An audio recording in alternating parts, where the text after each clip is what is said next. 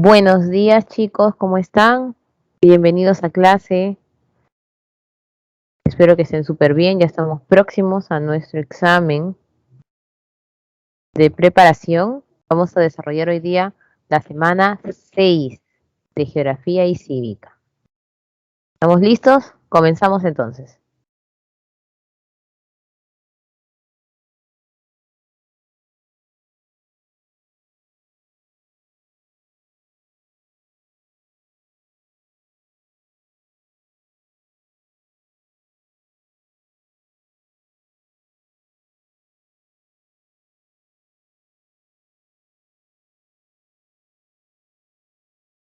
Muy bien, chicos. Hoy desarrollaremos el tema de climas en el Perú. Dentro de este concepto de clima en el Perú, tocaremos también otros subtemas. Por ejemplo, Buenos días, Miss. buenos días, Tesoro, ¿cómo estás?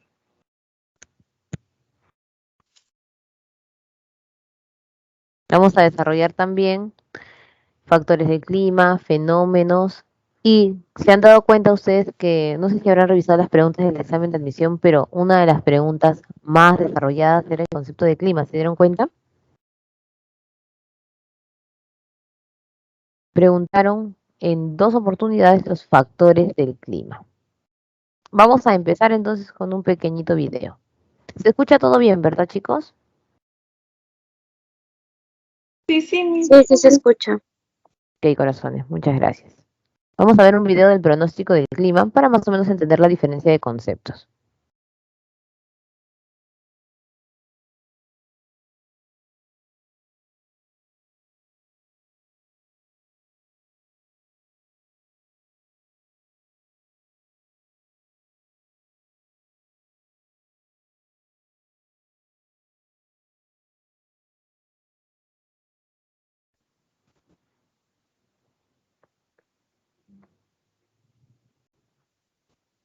Hola amigos y amigas, el día de hoy les daré a conocer el pronóstico climático para los meses agosto, septiembre, octubre del presente año. A mediados de este trimestre inicia el periodo de lluvias en la región andina. Asimismo, los acumulados de precipitaciones representan alrededor de un 15% del acumulado de lluvias anuales. De acuerdo al pronóstico climático de precipitaciones, se espera que estos acumulados estén dentro de sus rangos normales a lo largo de la región costera y Sierra Central Oriental y Selva Central y Sur del país. Por otro lado, esperamos excesos de precipitaciones en el norte del Perú y deficiencias en la Sierra Central Occidental y Sierra Sur. En cuanto al pronóstico de temperaturas máximas, es decir, la temperatura más alta que se alcanza durante un día, se espera que en gran parte del país estas se encuentren dentro de sus rangos normales, a diferencia de la Sierra Norte Oriental y Selva Norte, donde estas estarían debajo de sus rangos normales o esperaríamos condiciones frías. En cuanto a los pronósticos de temperaturas mínimas, es decir, las temperaturas que se registran en horas de la noche o madrugada, de igual manera esperamos que a nivel nacional estas estén dentro de sus rangos normales, a diferencia de la Sierra Norte Oriental y Selva Norte, donde estas estarían sobre sus rangos normales o esperaríamos condiciones cálidas. Estos pronósticos climáticos nos dan a conocer 3 escenarios de que las lluvias o las temperaturas extremas del aire se encuentren sobre lo normal, dentro de lo normal o debajo de lo normal. ¿Y qué es lo normal? Pues no es otra cosa que un promedio histórico de información de estas variables meteorológicas. Asimismo, es importante complementar estos pronósticos climáticos con los pronósticos de corto plazo que emite el SENAMI. Bueno, amigos y amigas, eso ha sido todo por hoy. Para mayor información, visite nuestra página web y síganos en nuestras redes sociales.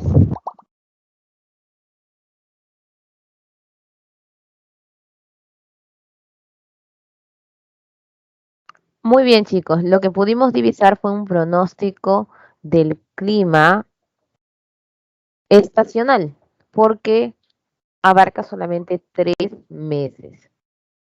Esto está dentro del rango climático normal, dice la especialista del CENAMI. Y ella tiene una denominación, ¿no? El CENAMI es Servicio Meteorológico.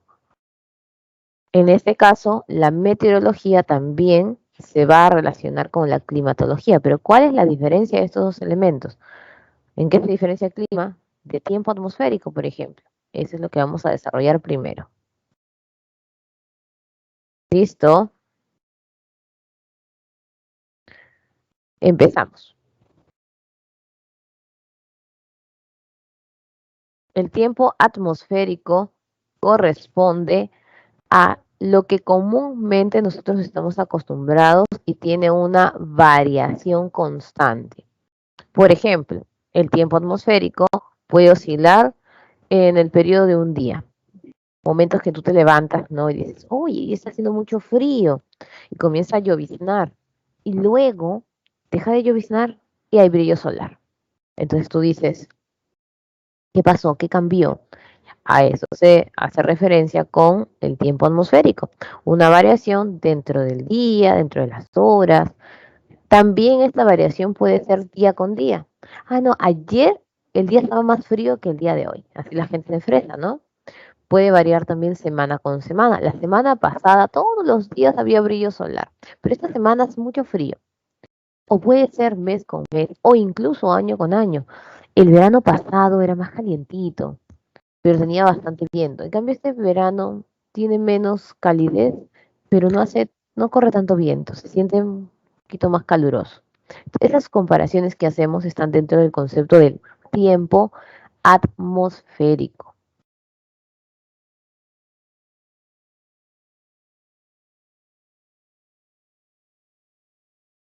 Aquí vemos nosotros un cuadro en Ayacucho, fuente del tsunami, obviamente, y vemos, mira, la temperatura máxima y la temperatura mínima, los periodos de lluvia o inundación, en la fluctuación de los meses. Eso es tiempo atmosférico. ¿Quién estudia el tiempo atmosférico? La meteorología. El CENAMI es un especialista en estudiar tiempos atmosféricos, es decir, de recolectar datos continuos de cómo se encuentra nuestra atmósfera. Por cierto, la otra semana desarrollaremos atmósfera y el cambio climático. Ahí entenderemos un poquito más cómo fluctúan estos cambios en capas. Y aquí tenemos nosotros clima, que es distinto. El clima se mantiene constante en el periodo de mínimo 30 años. ¿Tiene que obligatoriamente cambiar cada 30 años? No. Por ejemplo, nosotros podemos tener una variación climática después de 1000 años, como en la costa, que hay 1200 años ya con el mismo tipo de clima. Este clima a veces no se expresa del todo. ¿Por qué? Porque el tiempo atmosférico cambia, fluctúa, varía. Es por eso que existen pues las modificaciones, ¿no?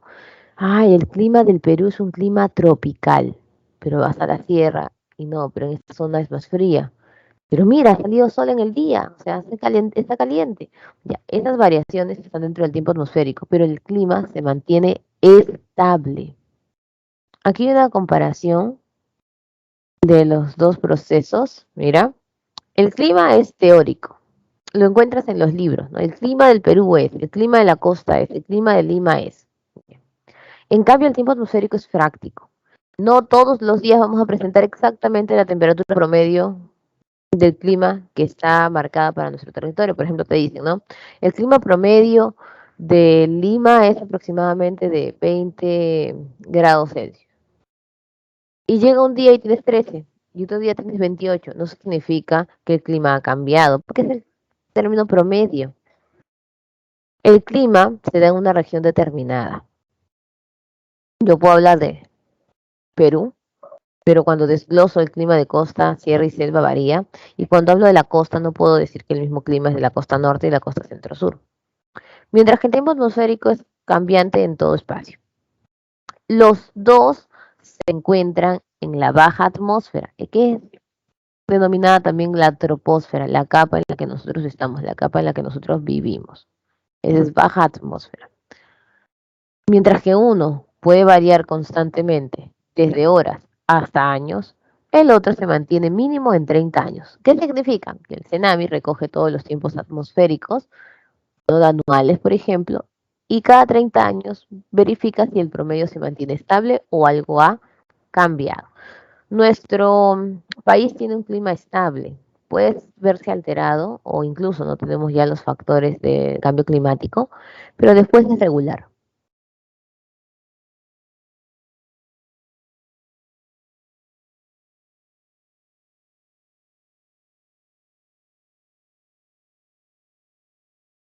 Vamos a diferenciar el concepto de elemento y factor del clima. Eso tiene que tener una definición muy exhaustiva, porque a veces nos solemos confundir. Incluso, pues nos preguntan, ay, la insolación es un factor muy importante, ¿verdadero o falso? Tú dices, verdadero, porque la insolación es importante. Y no, el error está en que la insolación no es un factor, sino la insolación es un elemento.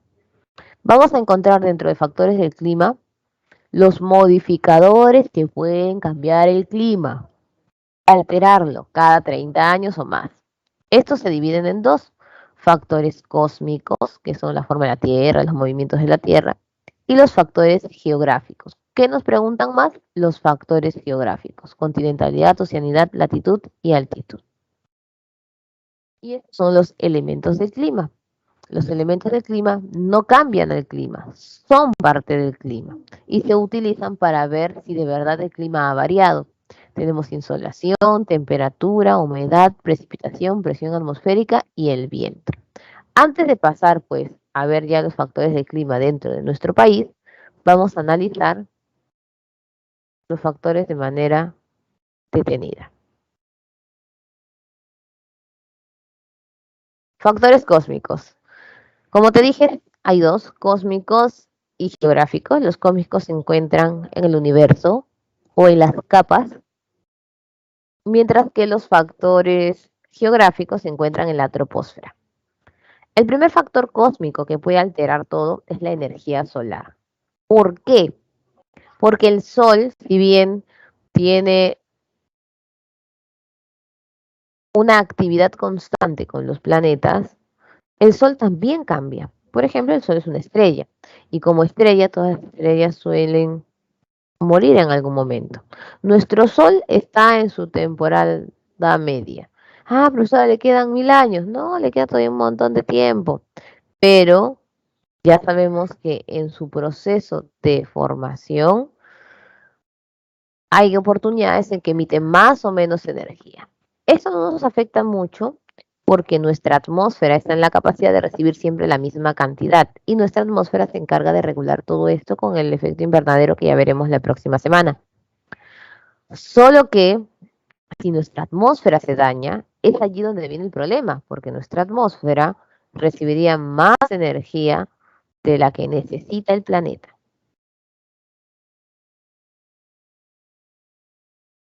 Otro factor cósmico es la forma de la Tierra. Tú recordarás nuestra clase inicial, la Tierra tiene una forma geoide, achatada en los polos por la fuerza centrípeta y ensanchada en el ecuador por la fuerza centrífuga. Esta forma que tiene la Tierra, acomodada con su movimiento de rotación, hace que la luminosidad no llegue a la Tierra por la misma zona durante todo el año, sino que existen zonas que se alumbran en ciertas estaciones y otras que se alumbran en las otras estaciones. Si la Tierra fuese plana, si la Tierra fuese cuadrada, no recibiría la misma insolación que recibe ahora, teniendo una forma geoide.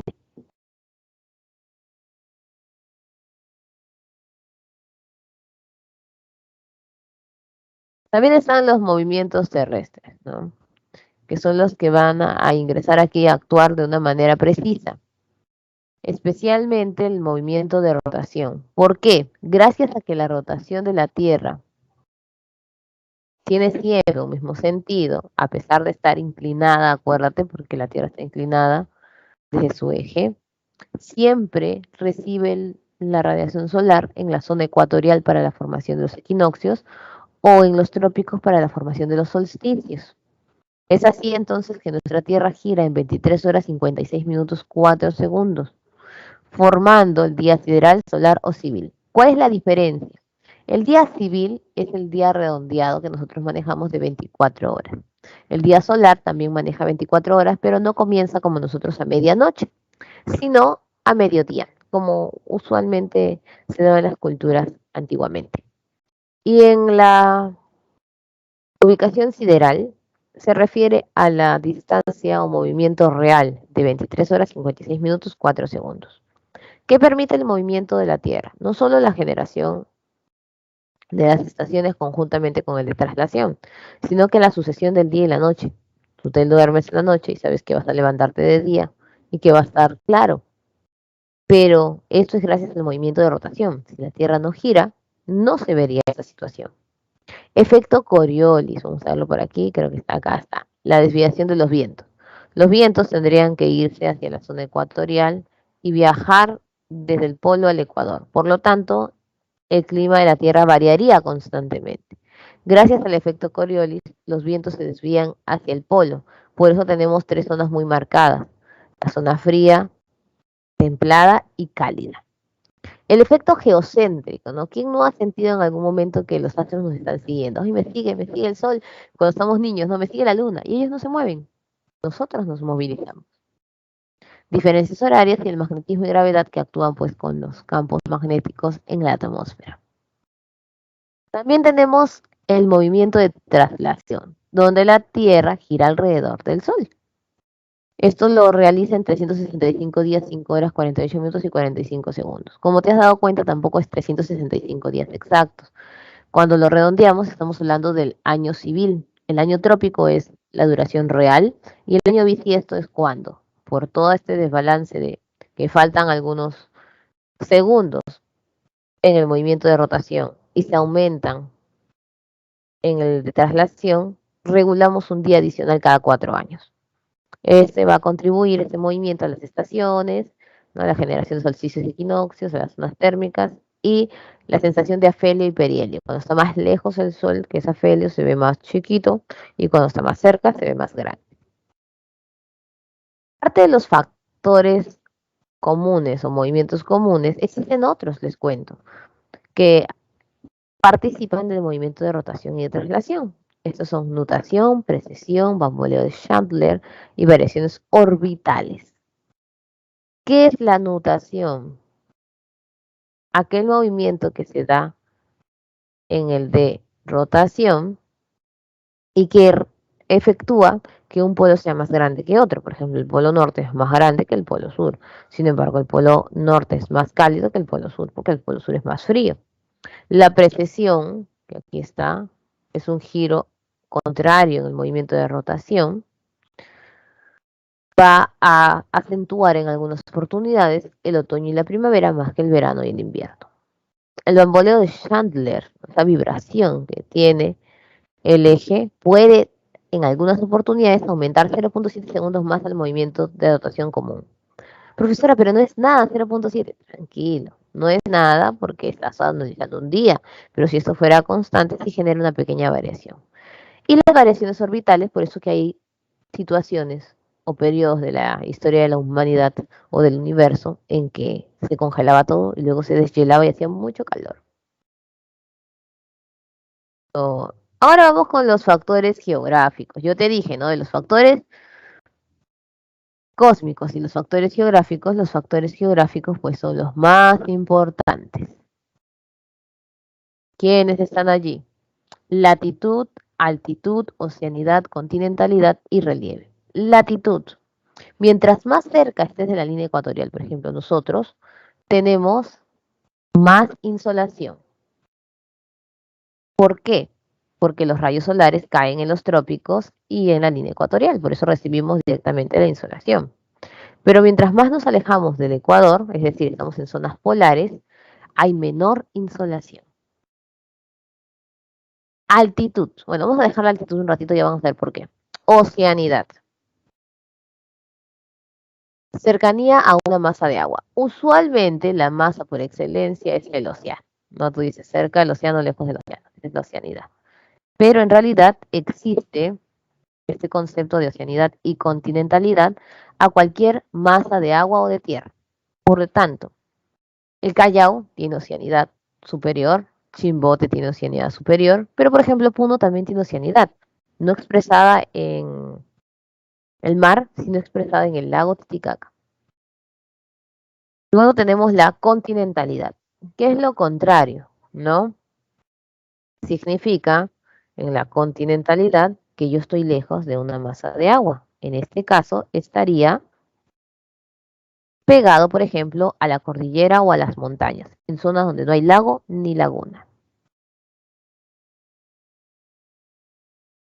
Y relieve. El relieve modifica la temperatura o los factores del clima, acrecentándolos o disminuyéndolos. Por ejemplo, vivir cerca a una estribación andina o cerro ocasiona que a veces el verano se sienta con más intensidad y el invierno también con mucho frío. ¿Por qué dejé altitud? Dirán ustedes. Lo primero que tenemos que hacer en altitud, es reconocer la diferencia entre altura y altitud. Vamos a preguntar, por ejemplo, a ustedes que están calladitos el día de hoy. Jan Alarcón.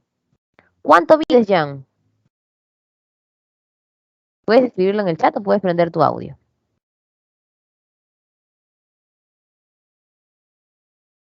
A ver, Jancito.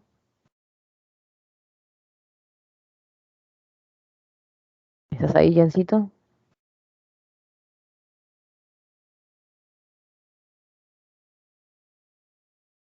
Jancito. ¿Me escuchas? Creo que no está Jan. Vamos a preguntarle, a ver. Alguien que esté. Sumi. Sí, Miss. Sumi, ¿cuánto mides, corazón?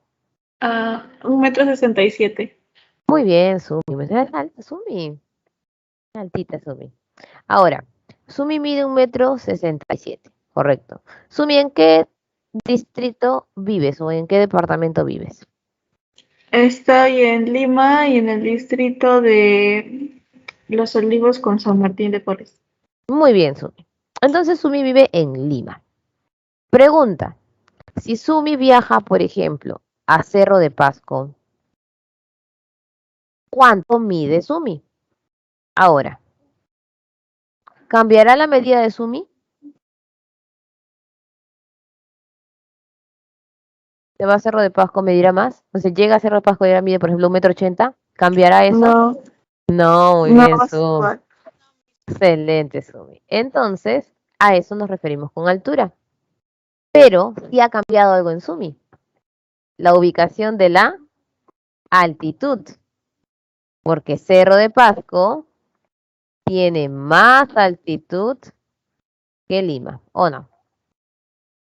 Porque está más lejos del nivel del mar.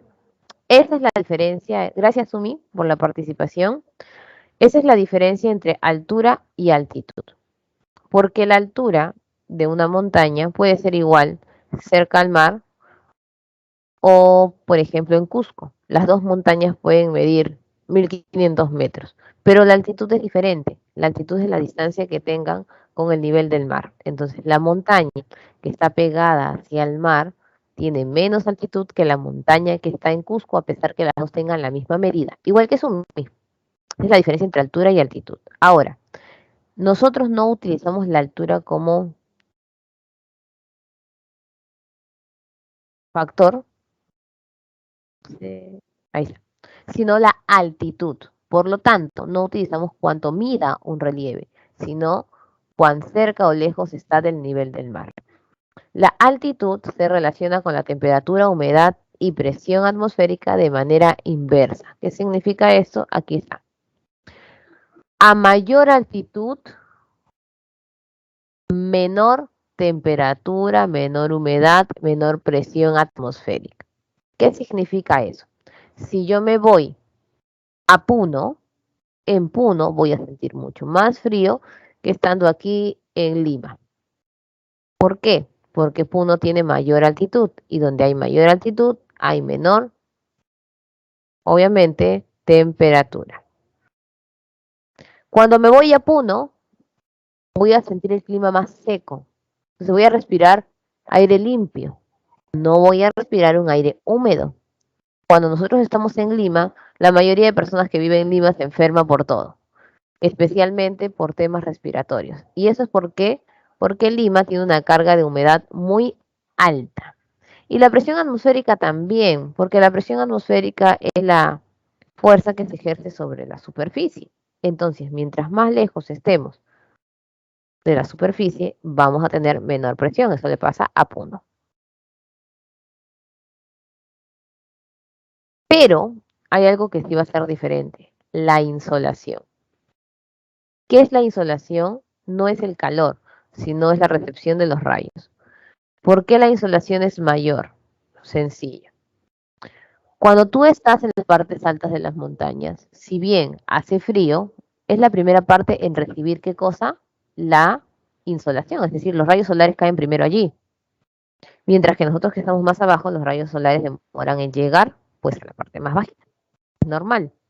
Y luego también tenemos la situación de la ubicación por latitud.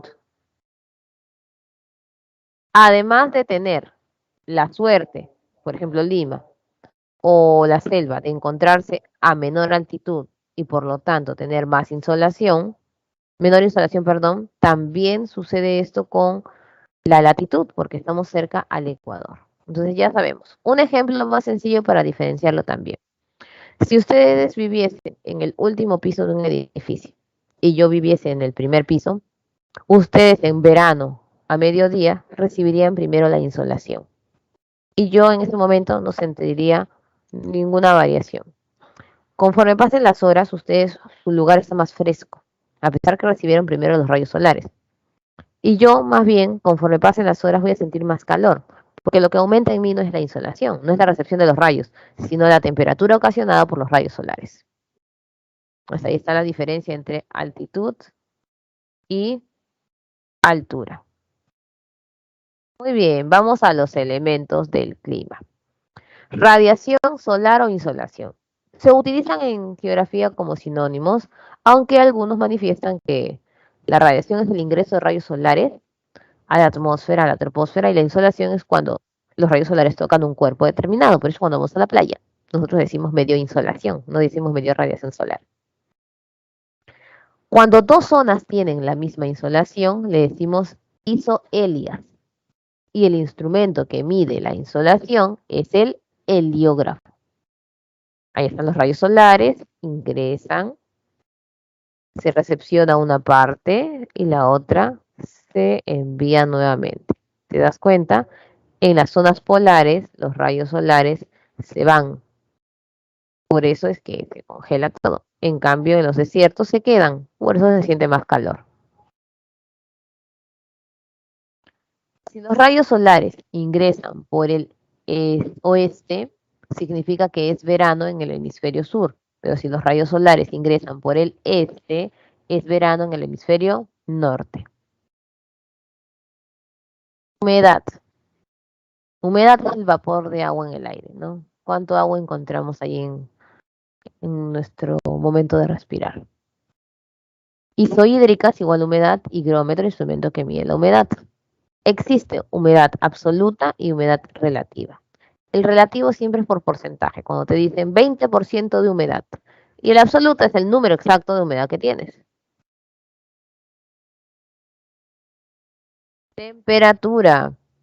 La temperatura es el calor que se ejerce en el aire, no es el rayo solar. No siempre aumenta la temperatura por rayos solares o no solo por rayos solares.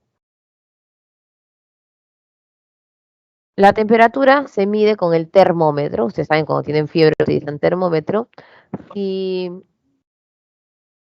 tienes mucha temperatura, lo sabes por el mercurio que actúa dentro del termómetro. Igual va a ser en el ambiente. Cuando el lugar sea caliente, como la selva, por ejemplo, utilizas mercurio. Pero si el lugar es frío, como la Antártida, utilizas alcohol. Entonces hay dos tipos de termómetro. Isoterma es igual temperatura. Presión atmosférica es la fuerza que ejercemos sobre la superficie. Isóbaras, barómetro. Fácil. La precipitación. Isoyetas igual precipitación, pluviómetro en instrumento. Hay precipitación sólida y precipitación líquida. La precipitación líquida puede ser la lluvia, llovizna con menos cantidad, pero con gran velocidad, y la garúa, que son gotones, pero lentos. Y la sólida, nieve o granizo, que es lo más común. La precipitación va de la mano con la nubosidad. ¿Por qué? Porque acorde al tipo de nube tenemos también un tipo de precipitación, ¿correcto? Entonces es importante entender qué tipo de nubes hay para saber también qué tipo de precipitación vamos a tener. Miren, aquí están las nubes. Siempre que vemos nubes negras, nosotros decimos va a llover, ¿no? Y esto es porque estamos acostumbrados a las nubes que están en la sierra o en selva. Pero en la costa no pasa eso, en la costa no va a llover. Las nubes negras son simplemente nubes que se han contaminado o la neblina formada. La costa tiene nubes estratos, que son nubes que están abajito y se difuminan, por eso se ve neblina. Luego vamos a ver diferentes tipos de nubes. Las nimboestratos son las negras clásicas que ocasionan la lluvia. Las cúmulos también ocasionan una lluvia, pero más lenta, sin tormenta. Y aquí vamos a ver cirrocúmulos, cirroestratos, que parecen como nubes congeladas. De allí brota el granizo y la nieve.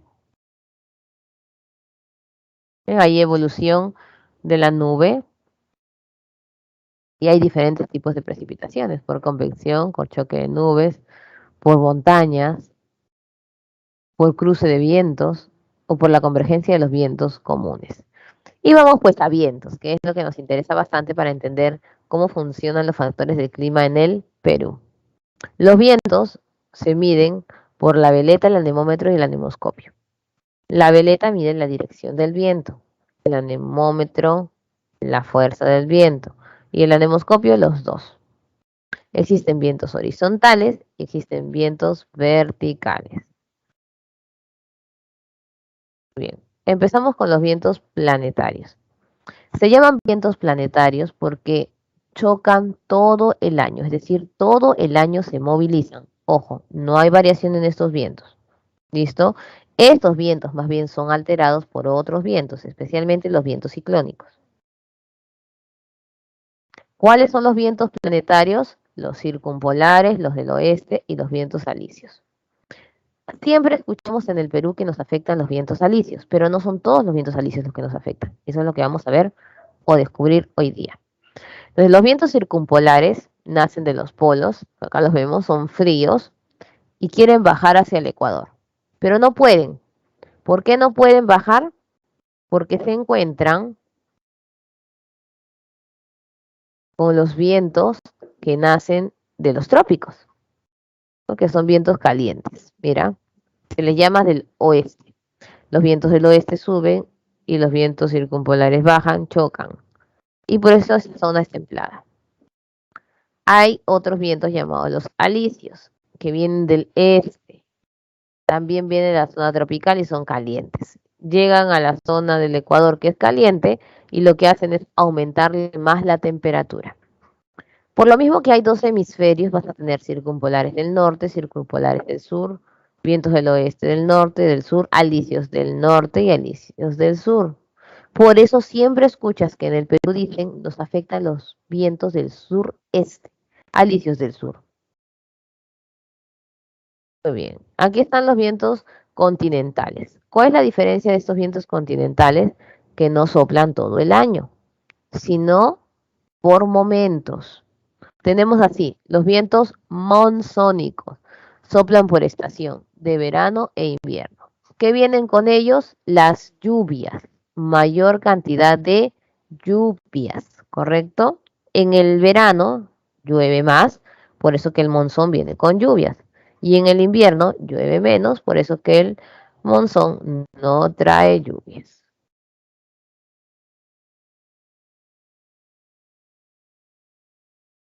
Brisas. Ustedes han escuchado, ¿no? La brisa del mar. Existen dos tipos de brisa, brisa del mar y brisa de la tierra. Bueno, en el día, el mar da la brisa al continente. En la noche, el continente devuelve la brisa al mar. En el caso de la brisa continental, en el día, la brisa sube a las montañas. En la noche, las montañas la devuelven la brisa. Y aquí está. Los ciclones y anticiclones. Lo que siempre nos preguntan, ¿no? Esto de anticiclón del Pacífico Sur, el Atlántico Sur, ciclón ecuatorial, ¿qué son, profesora? Ya. Vamos a empezar por algo sencillo. La forma en la que solemos conocerlos. A los anticiclones los conocemos como los remolinos de viento y a los ciclones usualmente los conocemos como huracán, baguío o tifón. Entonces ahí más o menos ya nos vamos situando. ¿Listo? Hay una letra que los identifica. Al anticiclón le ponen una A. Ah, profesora, A de anticiclón. No, es A de alta presión. ¿Listo?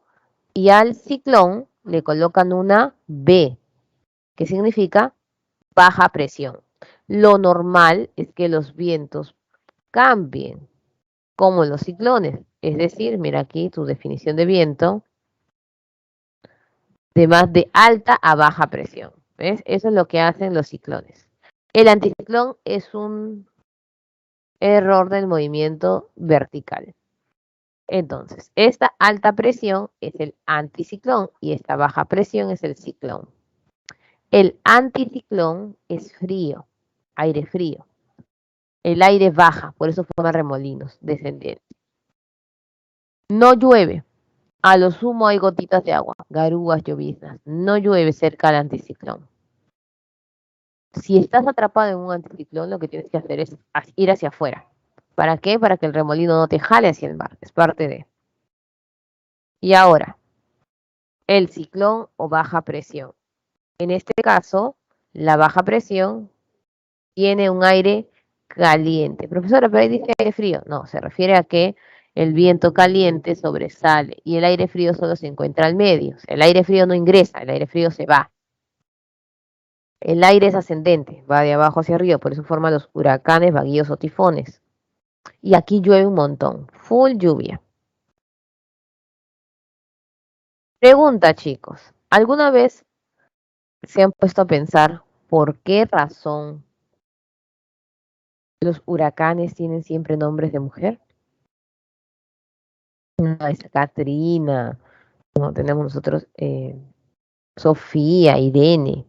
Les cuento que los huracanes no tienen una denominación específica. Los huracanes se denominan con letras, por ejemplo, huracán A, huracán B, huracán C, huracán D, huracán E, etc. Pero para diferenciar la fuerza de cada uno, se les da un nombre en el cual nosotros podamos reconocerlos. Y esos nombres los ponen los científicos de manera libre. Y da la casualidad que los huracanes más fuertes pues tienen nombre de mujer y los más suaves de varón. Pero eso no está estipulado en ningún lugar. No sigue una regla o no varía la regla allí.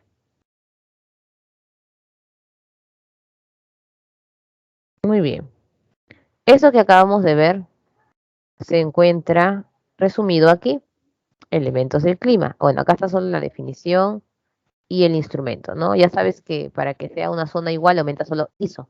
Isohelias, isotermas, isohídricas, isoyetas, isóbaras, isonefas para las nubes. Listo. Y aquí está el instrumento, el heliógrafo, el termómetro, el higrómetro, el pluviómetro, el barómetro y el anemómetro. Ya está, ya tenemos elementos del clima y factores del clima. Ahora, ¿cuáles son los factores que afectan nuestro país? Ahí es diferente. Estos factores que afectan nuestro país pueden incluso ser variaciones de elementos. Por ejemplo, el anticiclón es un tipo de viento, pero actúa como un factor de modificación. Nuestro país debería tener un clima tropical. O sea, debería siempre hacer un montón de calor tipo la selva. Todo el Perú debería ser como la selva. Pero nosotros sabemos que no es así, que esto cambia. Y esto se da gracias a que existen otros factores que cambian la tropicalidad. Son la cordillera de los Andes, la corriente peruana, la corriente del Niño, el anticiclón del Pacífico Sur, el anticiclón del Atlántico Sur y el ciclón ecuatorial. ¿Listo? Vamos a ver cada uno de los factores del clima. Empezamos por la cordillera de los Andes. ¿Qué hace la cordillera de los Andes? Funciona de barrera natural de los vientos alisios del sureste. ¿Te acuerdas? Los vientos alisios son calientes e ingresan por el este, nos afectan al sur porque estamos en el sur, y ahí está. Ingresan los vientos alisios y son desviados. ¿Por quién? Por la cordillera de los Andes. Esta cordillera de los Andes nos manda bajo el agua, en el lado de la costa. ¿Listo? Cuando salen estos vientos ya no están calientes, ahora están fríos. La cordillera de los Andes también nos sirve como originador de pisos altitudinales. Recuerda que los pisos altitudinales de Javier Pulgar Vidal se basan en la sierra, la mayor división, no Yunga, Quechua, Zuñi, son distintos. Y modifican los elementos del clima. ¿Por qué? Debes recordar tú que la altitud funcionaba de manera inversa. Entonces aquí pasa lo mismo. Inversa a la temperatura, a la humedad, a la presión atmosférica. Ese sería, en este caso, la cordillera de los Andes. Aquí vamos a ver, mira, los ciclones, ciclón ecuatorial, los anticiclones, las corrientes, mira, corriente del Niño, la corriente peruana.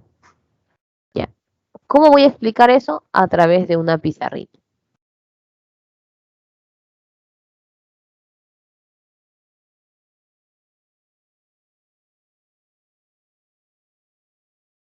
Muy bien, chicos. Vamos con factores del clima.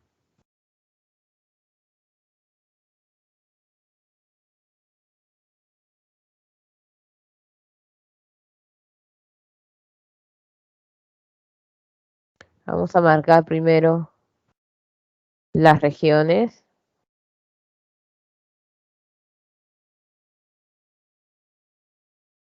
La costa. Sí. La costa. La sierra. Y la selva. Ya. Empezamos por la cordillera de los Andes, ¿no? Y los vientos. Nosotros recibimos aquí unos vientos.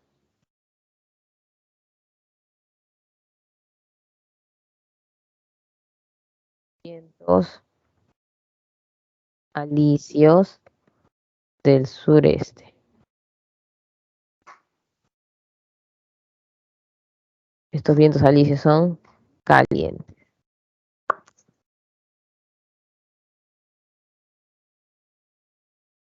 Ingresan y se topan con la cordillera de los Andes. Así que son desviados hacia el Pacífico.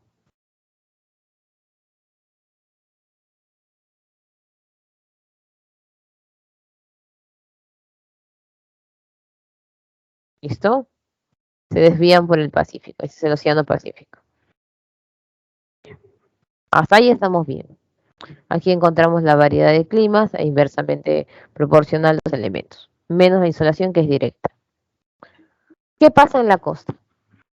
En la costa vamos a tener en la zona sur un anticiclón, ¿correcto? Que va en sentido antihorario. Ya dijimos las características del anticiclón, pero las vamos a colocar. Yo, sin lluvias,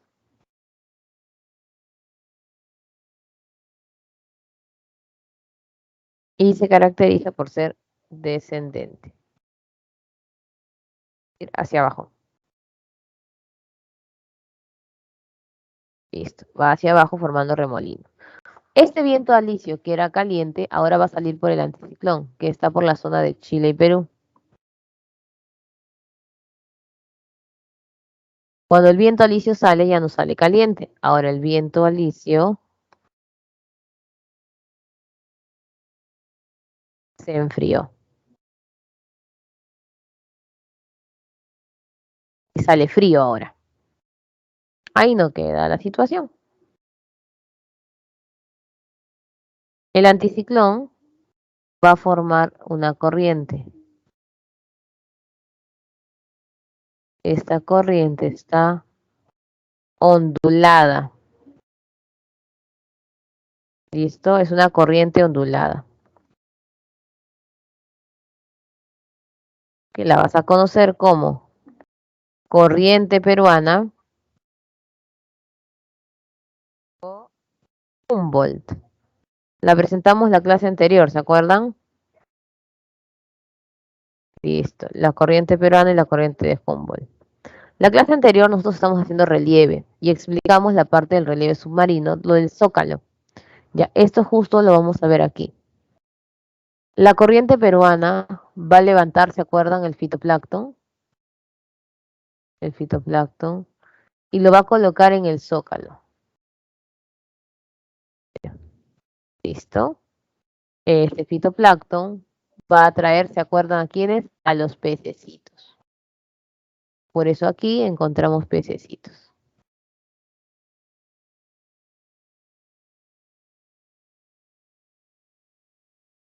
Pececitos.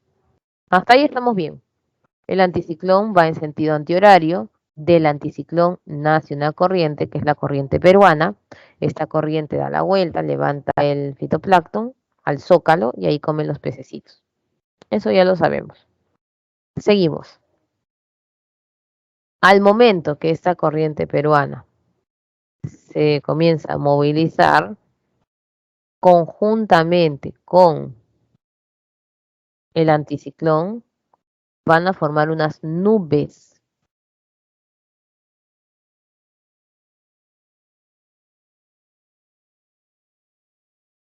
Ponerlas más abajo porque ya saben la distancia de la corriente peruana. Ya está.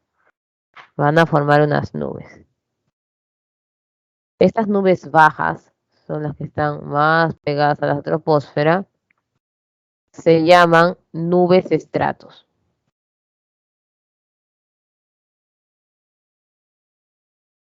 Las nubes estratos se van a ir difuminando por el mar y su difuminación en el mar se conoce como niebla. Pero a causa de este movimiento también se van a difuminar las nubes por la costa, ¿no? En el litoral, mira. Ya. ¿Y por qué ya no las ponemos celestitas? Porque la contaminación les cambia el color. Entonces, lo que era niebla ahora se llama neblina. Neblina es en el continente. Listo. Entonces, repetimos. La corriente peruana ondulada levanta el fitoplancton en este movimiento de ondulación. Con el viento el anticiclón, perdón, atrapan vapor de agua, van formando las nubes de estratos que se vuelven niebla y neblina. Hasta ahí está fácil, nada complicado. Pero ¿qué pasa? Esta niebla o neblina comienza a generar gotitas de agua. No se llaman lluvia, le vamos a decir garúa, a lo sumo lloviznas. ¿Listo? Y comienza a generar gotitas de agua. Muy bien. ¿Qué va a pasar allí? Vamos a explicar qué va a pasar allí.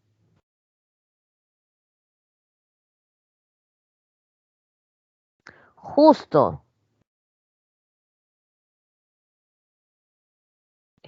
justo donde llueve hay montañitas. Estas montañitas no son nada más y nada menos que las estribaciones andinas. Cerros, colinitas. Ahí están, los cerros.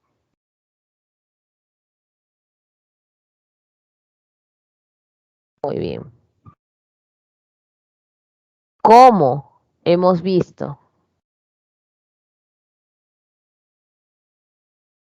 que la garúa cae sobre estas estribaciones andinas, comienza a crecerle plantitas.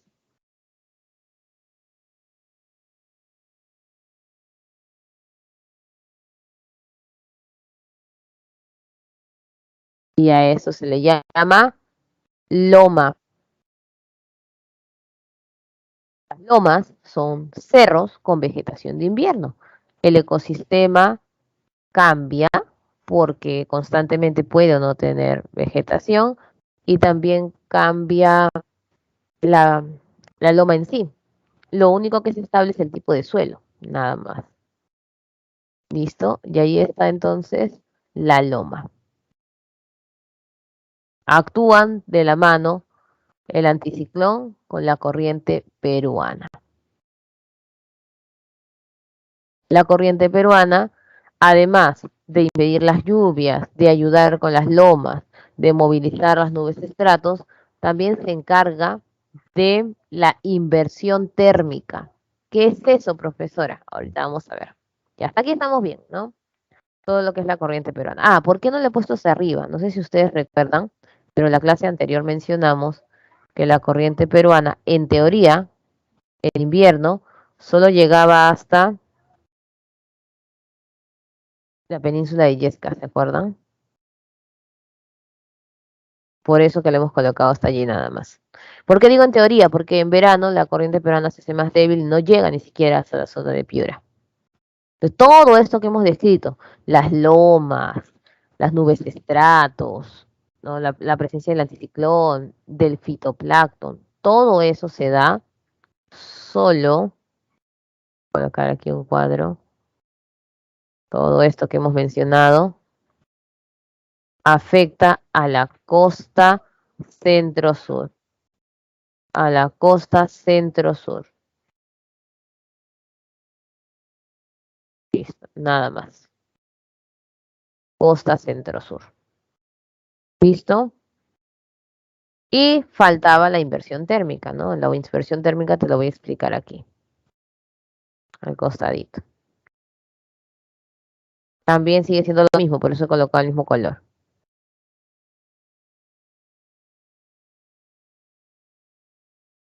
La corriente peruana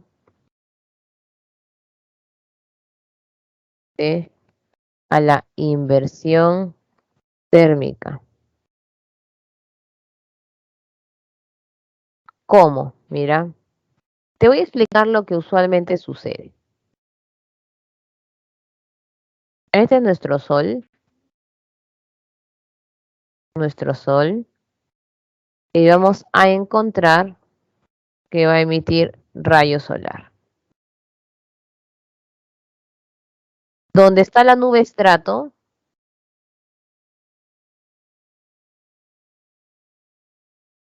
y donde no hay nube estrato. Puede haber otro tipo de nube, pero nube estrato no hay.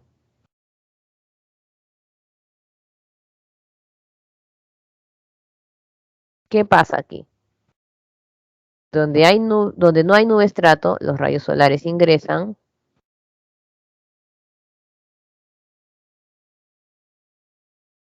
y la temperatura hace lo siguiente. Arriba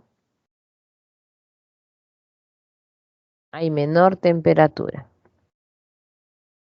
y llegando a la superficie, mayor temperatura.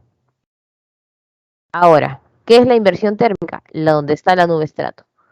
La nube estrato desvía algunos rayos y sucede que sobre la nube estrato hay mayor temperatura y debajo de la nube estrato menor temperatura. Por eso en la costa hace poquito más de frío que en la selva, ¿no? Supongamos que en la selva sería el primer ejemplo normal y la costa sufre de inversión térmica. Esto es la inversión térmica. Esto de aquí. Y listo. Estos serían todos los factores de la costa centro-sur. Voy a enviarles la fotito.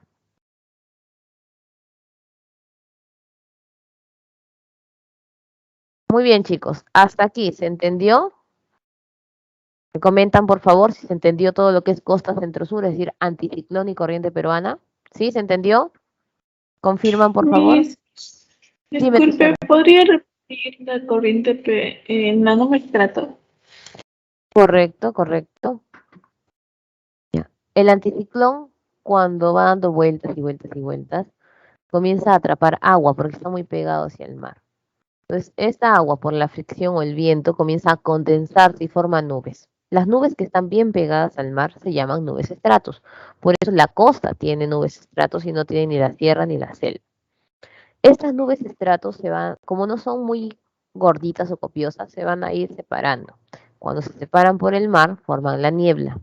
Y cuando llegan al continente se le llama neblina, incluso se ponen un poquito más grisáceas por la contaminación. Estas nubes estratos no permiten lluvia, solamente garúa, gotitas. Y son movilizadas por toda la corriente peruana hasta la península de Illescas, ¿no? Todo lo que es costa centro-sur. Esas gotitas caen sobre las estribaciones andinas o cerros y les hace crecer vegetación de loma. Por eso que las lomas son plantas con vegetaciones de invierno nada más, porque la corriente peruana y el anticiclón toman fuerza en invierno porque son vientos fríos. Y estas nubes estratos también ocasionan la inversión térmica, es decir, que los rayos solares no ingresen completamente a la superficie y que la zona donde nosotros estamos tenga más frío que sobre las nubes estratos. Es decir, si subiésemos a las nubes estratos, arriba hiciese más calor que donde estamos nosotros. Ahora sí, corazón, ¿todo bien? Sí, sí, Miss, todo claro. Muchas gracias. Perfecto, muy bien. Entonces, esos son los factores de la costa centro-sur. Vamos ahora para los factores de la costa norte. Vamos a cambiar esto de aquí. ¿Listo? Costa norte.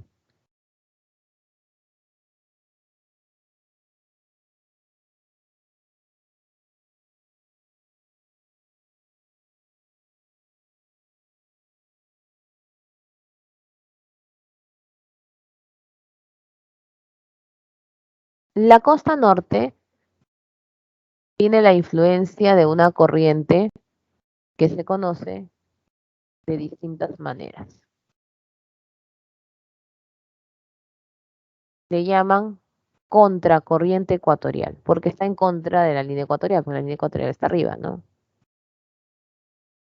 Voy a dibujar la línea ecuatorial para ubicarnos. Ya está. Por eso sería contracorriente ecuatorial. También se conoce como corriente de Cromwell.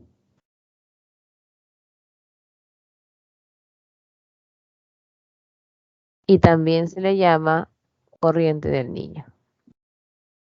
Pero ¿qué pasa aquí? Se le llama corriente del Niño porque forma el fenómeno del Niño. Pero si todo el tiempo esta corriente estuviese visitando nuestra zona, tendríamos fenómeno del Niño todos los años. ¿Por qué no se siente así? Ya. Esta corriente viene de Asia.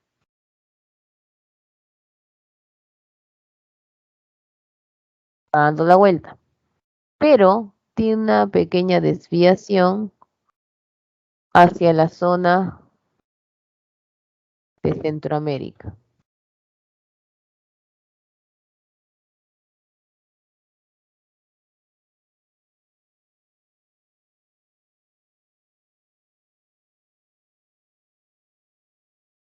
Muy bien. Entonces, cuando se desvía por Centroamérica, toma más fuerza. No siempre se suscita esto. Es decir, colocarla más abajo, ya, para no confundirnos. No siempre toma fuerza en Centroamérica. Cuando toma fuerza en Centroamérica e ingresa con esa fuerza, se desvía e ingresa al Perú formando el Niño. Pero cuando no toma esta fuerza, simplemente dices, pasó la corriente de Cromwell. nada más.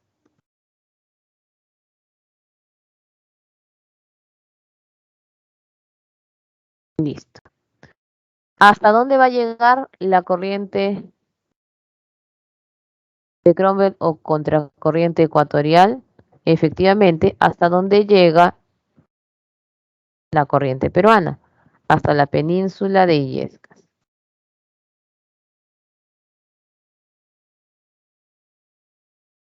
Hasta allí. Entonces la corriente va a bajar y listo. Y luego se va a desviar de nuevo hacia la zona de Asia. Y se va. Cuando viene el niño y toma mucha más fuerza, sobrepasa estas medidas y avanza, que es la misma corriente, solo que con más fuerza, y baja de la península de Illescas. Por eso afecta mucho más territorio. Y es porque la corriente del niño, o sea, la fuerza que toma en Centroamérica, pasa antes de la corriente peruana, que es la morada que estoy dibujando. Entonces la corriente peruana no puede hacer frente. ¿Listo? Entonces está esperando allí. Y la contracorriente ecuatorial, hay momentos que tiene más o menos fuerza, disminuyendo la presión de la corriente peruana. Esta es corriente peruana. Ya la hemos presentado hace un momento. ¿Qué ocasiona la contracorriente ecuatorial para la zona norte? Las lluvias. ¿En qué temporada? En verano.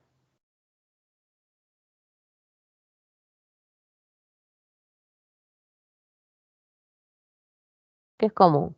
Y con todo y niño ocasiona ya los huaicos. La corriente ecuatorial acrecienta más su fuerza. Esta es la costa, muy bien. Esta es la sierra y la selva. La corriente ecuatorial cobra más fuerza cuando el anticiclón,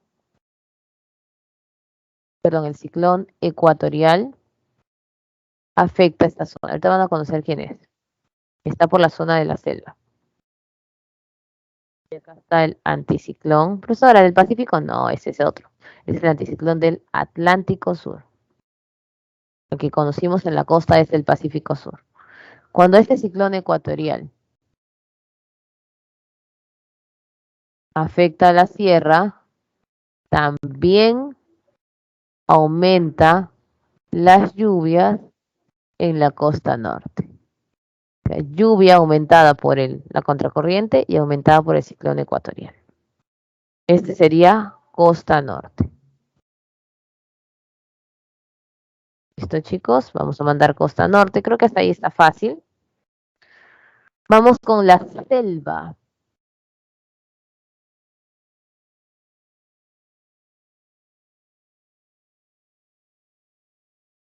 Bien, vamos con la selva.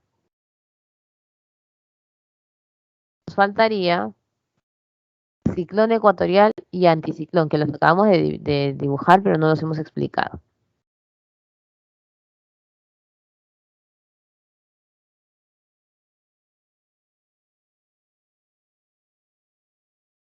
Vamos a necesitar solo este pedacito.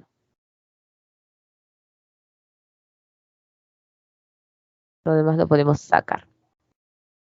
¿Listo?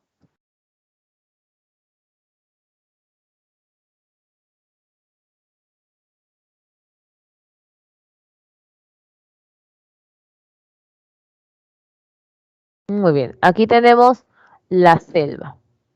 La selva no está pegada al mar. La selva está pegada a Brasil. El ciclón ecuatorial está sobre Brasil y el anticiclón del Atlántico Sur está en el mar. Como ya sabemos, un anticiclón tiene una forma antihoraria y un ciclón una forma horaria. Otra diferencia, recuerda, el anticiclón es una de alta presión y el ciclón zona de baja presión. ¿Qué otras diferencias tienen? El anticiclón es frío, el anticiclón es descendente y el anticiclón no trae lluvias. Mientras que el ciclón ecuatorial es caliente, ascendente, lluvias fuertes. ¿Listo?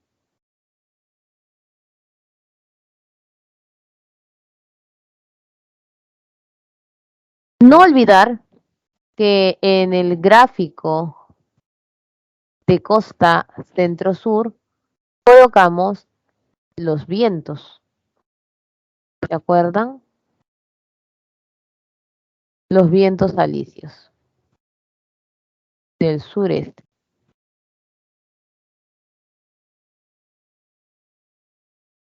Los cuales eran desviados por la cordillera de los Andes y llevados debajo del anticiclón hacia la costa, por eso que salían fríos. Pero inicialmente estos vientos alisios no son fríos, son calientes. Ahí nos quedamos para la parte de la selva. Vamos a dividir nuestra selva en 3 departamentos: Loreto, Ucayali y Madre de Dios. El clima de la selva tropical. Imaginemos que Loreto tiene 30 grados, que Ucayali también, Madre de Dios también. Estamos haciendo un aproximado. Ya está. Porque tienen clima tropical. Los vientos alisios son calientes, entonces cuando llegan los vientos alisios aumentan los grados y ya no es a 30, sino a 35 grados. 35 grados y 35 grados. Listo. Pero te das cuenta que está el ciclón ecuatorial y el ciclón ecuatorial es caliente. Entonces aumenta la temperatura Loreto y Ucayali y lo va a aumentar a 40 grados.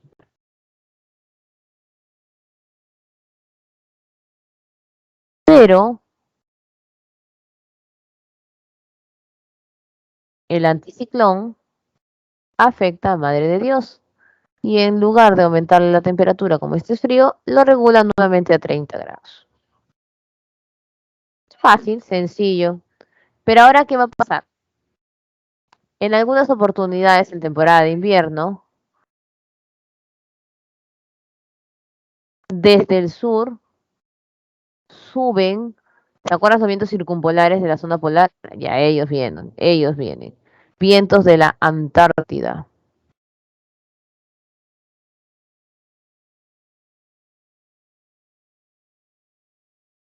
Y estos vientos de la Antártida son fríos, extremadamente fríos. Los vientos del oeste no han podido controlarlos e ingresan por aquí, por el anticiclón.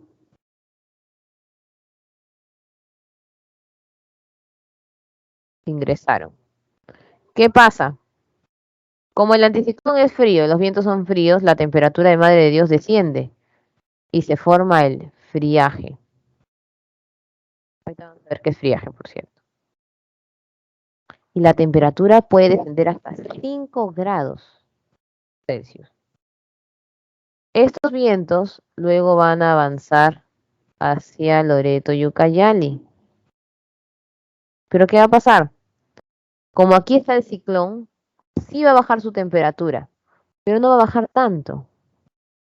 A lo sumo tendremos un friaje en estas zonas de mínimo 10 a 12 grados. Nada más. ¿Por qué? Gracias a la protección del ciclón.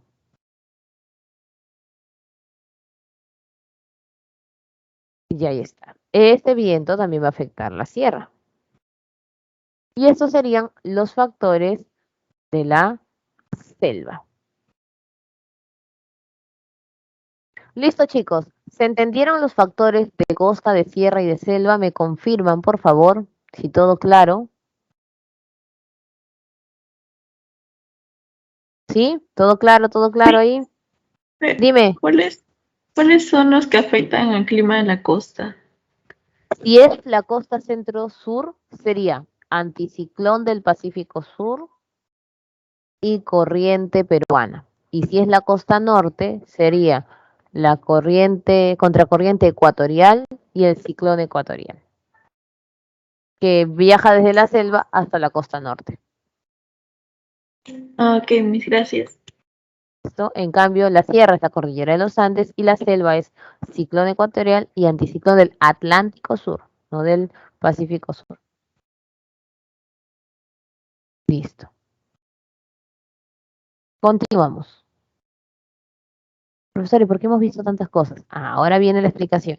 Lo que pasa es que viene el señor Köppen, que es el que divide actualmente el clima del mundo, no solamente del Perú, por cierto. En el Perú se tienen tres acepciones climáticas. Se trabaja con el clima de Köppen, que es el que utiliza el INRENA. Se trabaja con la división de Pulgar-Vidal, que es un poquito más antigua y en otro contexto. Varía poquísimo, ¿no?, la diferencia allí. Y tenemos luego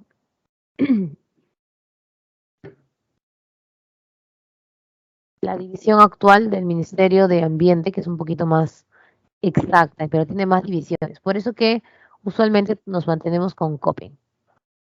Köppen divide entonces el clima del Perú así. La costa norte, mira, aquí está la costa norte. Las lluvias de verano, corriente del Niño, ya el mar cálido, aquí está ingresando, todo va bien. Tiene climas que afectan Piura y Tumbes mayoritariamente. Por ahí puede afectar un poco Lambayeque y La Libertad, pero más que todo es Tumbes y Piura, hasta los 1000 metros sobre el nivel del mar. Llueve poco, especialmente estas 200 se dan en el verano porque estamos en zona árida y tiene 24 grados Celsius. Le ponemos cálido porque hay solcito y muy seco porque estás en la costa, ¿no?, desértica. Árido puede ser el otro nombre que significa muy seco también y tropical porque llueve. Llueve en verano, pero llueve, que reemplazaría cálido. No puedes decir, por ejemplo, ¿no?, Piura tiene un clima cálido muy seco, árido tropical. No, o sea, Piura tiene un clima cálido muy seco o Piura tiene un clima árido tropical. Así le tienes que expresar en orden. Vegetación de ambiente seco, por eso está ahí el algarrobo. Brillo solar y lluvias de verano. Semicálido muy seco, estamos hablando de costa centro-sur. Aquí está el anticiclón, la corriente peruana, el afloramiento, que es el fitoplancton. No sale el fitoplancton, ¿se acuerdan de ese fenómeno de afloramiento? Porque la ausencia del afloramiento se llama aguaje. La costa norte tiene aguaje, no hay fitoplancton. Y acá están las nubes estratos, que generan llovizna o garúa, nada más. Ustedes ya lo han visto ahorita en factores. Miss, Dime, tesoro. ¿qué es aguaje? Aguaje es ausencia de fitoplancton. Es decir, en la costa norte las playas no tienen alguitas verdes. Ya, gracias. Muy bien. En cambio, toda la costa centro-sur tiene afloramiento, que esas son estas alguitas verdes que levantan la corriente peruana. En esta zona, centro-sur, le decimos semicálido. Tiene menos sol que la costa norte. Obviamente en Lima hace menos calor que en Piura, ¿no? Y muy seco porque sigues en costa.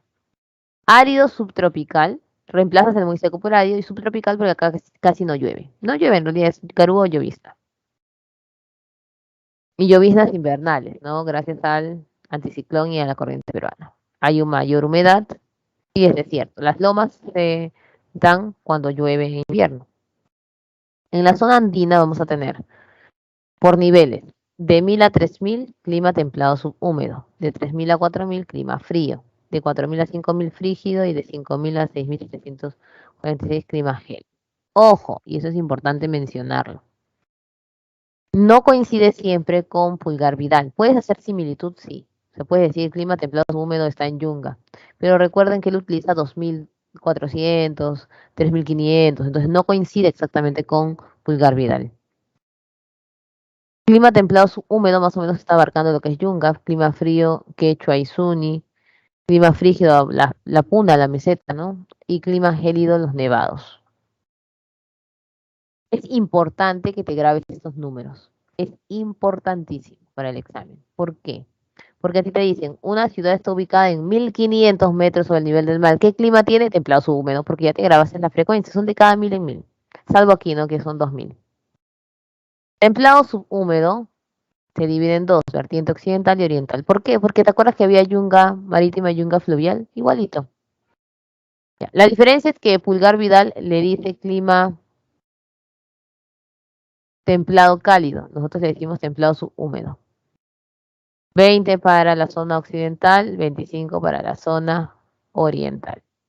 Llueve un poquito más en la zona oriental que en la zona costera. Esto vendría a ser los valles de la costa pegados a la sierra, por ejemplo, Chosica. Frío, estamos hablando ya de los valles andinos, ¿no? Donde vive la mayor población. Algunas mesetas, las más bajas, no todas. Frígido, ya full mesetas. Hay pocas ciudades aquí, te tienes que dar cuenta en la medida de la ciudad. Vienen las nevadas, las heladas. En 5000 ya aquí full nieve y granizo. Gélido. Recuerda que Copen no utiliza gélido, sino frío, muy frío. Vamos para la selva. En la selva alta, le vamos a decir semicálido igual que la costa centro-sur, pero muy húmedo porque acá llueve bastante. ¿Listo? 1400 metros sobre el nivel del mar. Siempre llueve mucho. En cambio, en la selva baja voy a encontrar menos lluvia, por eso le digo solamente húmedo, ya no muy húmedo, solo cálido, húmedo. ¿Y por qué hay dos divisiones? ¿Te acuerdas el ciclón ecuatorial y el anticiclón del Atlántico Sur? Ya, el ciclón ecuatorial afectaba Loreto y Ucayali. Ellos tienen un clima ecuatorial. Y vamos a encontrar que Madre de Dios tiene la afección del Atlántico Sur, que sería sabana, por eso le dicen sabana tropical o sabana de palmeras. ¿Te acuerdas de las tahuampas? Listo, esa es Madre de Dios. Antes de pasar a fenómenos, te voy a mostrar un resumen. Porque, profesora, ¿cómo me voy a aprender todo eso? Ya, tranquilo, tranquilo. Sí, por favor. Yo sé que ahí uno se marea, ¿no? Dice, ¿dónde estoy, profesora? Obligatoriamente las medidas no te pueden faltar, pero te va a ayudar esto de aquí. Un resumen práctico. Tú divides tu cuadrito en costa, sierra y selva. Eso es lo primero. Luego divides la costa en costa norte y costa centro-sur. Sabes que costa norte es Tumbes, Piura mayoritariamente por ahí, Lambayeque y La Libertad. Y lo demás todo es centro-sur. Selva alta y selva baja. ¿Cuál es selva alta? Amazonas, San Martín y Ceja de Selva, departamentos de la sierra pegados hacia la selva. ¿Y cuál es selva baja? Loreto, Ucayali y Madre de Dios. Ya nos situamos. Ahora, donde está el sol grande, significa que hay más insolación, más calor. Le he puesto a la costa norte y a la selva baja. Y justo coinciden que los dos son cálidos. Mientras que donde el sol está más chiquito, es menos calor. Semicálido, semicálido. ¿Viste? ¿Cómo diferencio la costa de la selva? A la costa le voy a poner muy seco. Repito nada más, muy seco, muy seco. Cálido, muy seco, semicálido, muy seco. Y a la selva le coloco muy húmedo, porque acá sí llueve. Profesora, pero acá dice húmedo. Ya, mira, coincide. Semicálido, dos términos. Muy húmedo, dos términos. Aquí un término cálido, un término húmedo. Luego te vas aquí para sierra, Yunga, valles costeros, 1000, templado subhúmedo. Quechua, Azuni, valles interandinos, frío. Puna, mesetas, frígido. Acá ten cuidado con las mesetas porque algunas mesetas tienen menos de 4000. Ahí serían fríos, ¿no? Pasando 5000, todo lo que son nevados o cordilleras, gélido. Entonces, si yo te digo, ¿qué clima tiene Paita en Piura? Cálido, muy seco. ¿Qué clima tiene Chachapoyas? Chachapoyas es capital de Amazonas, selva alta, semicálido, muy húmedo. ¿Qué clima tiene Iquitos? Cálido, húmedo. ¿Qué clima tiene la meseta del Collao? Frígido. ¿Qué clima encontramos en el Huascarán? Gélido. ¿Qué clima tenemos en Huancayo? Frío. ¿Qué clima tiene Chaclacayo? Templado subhúmedo. ¿Mm? ¿Y esto qué es, profesora? Lo que te expliqué. Ciclón ecuatorial afecta a Loreto y Ucayali. Entonces repito, cálido, húmedo, y repito la palabra de ciclón ecuatorial. Anticiclón del Atlántico Sur afecta a Madre de Dios. Repito también cálido, húmedo. Yo sé que Madre de Dios tiene las palmeras de sabana tropical. Aquí te indico que puedes cambiar muy seco por árido y cálido por tropical, mientras que semicálido por subtropical. De tal manera que aquí armamos para la costa norte cálido muy seco o árido tropical, y para la costa centro-sur semicálido muy seco o árido subtropical. Porque aquí solo garúa, en cambio aquí llueve en verano. ¿Listo? ¿Vieron? Les voy a mandar este cuadro, chicos.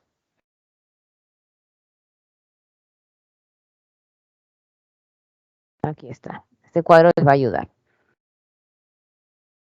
Es la información resumida tomando lo más importante de Köppen, para no confundirnos. Ahora sí, pues nos vamos para los fenómenos naturales.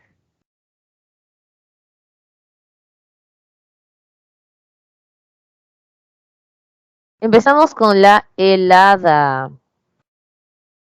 La helada, ¿dónde se presenta? En la sierra. ¿En qué parte? En la parte más elevada. Ahí se presenta la helada. Las heladas vienen en invierno. En invierno en la sierra. En toda la sierra, no. Usualmente las heladas están pasando los 3500. Para ser exactos con lo de Köppen, sería la Puna, ¿no? Donde está el clima frígido. Ahí están las heladas. La helada es una baja temperatura, o sea, la temperatura desciende. ¿Por qué desciende la temperatura? Porque la altitud baja la temperatura. Si estás en invierno, en los puntos más altos todavía, mucho más frío. Hay helada blanca y helada negra. Las dos son malas para los animales, las dos son malas para las plantas y para las personas. Mueren muchos animales, enferman muchas personas y mueren muchos cultivos. Pero ¿cuál es la ventaja de la blanca sobre la negra? Que la blanca viene con humedad, se cubre de hielo. El hielo no protege la planta, pero protege el suelo. Cuando se va la helada, el suelo está fértil todavía. En cambio, la negra, como no tiene nada que proteja, destruye el cultivo y destruye el suelo. La nevada es la nieve, sí, va de la mano con la helada. Cuando viene la baja temperatura, por algunos lugares cae la nieve, ¿no? Casi en las mismas zonas. Aquí en la nevada encontramos nosotros también la afección para la agricultura o la ganadería. El friaje. ¿Qué es el friaje? Se da en la selva. Puede afectar algunos lugares de la sierra, sí, pero es mayoritariamente selva. La diferencia es que en la nevada la temperatura baja, en la nevada y la helada la temperatura baja de cero, por ejemplo, menos 10 grados, menos 20 grados, etc. En cambio, en el friaje no, en el friaje solamente llega hasta 5 en la zona de Madre de Dios. 10 o 12 en Loreto, como explicamos a la hora que ingresa el ciclón o el anticiclón. ¿No? Antes de pasar a ello, te voy a mostrar un resumen rápido.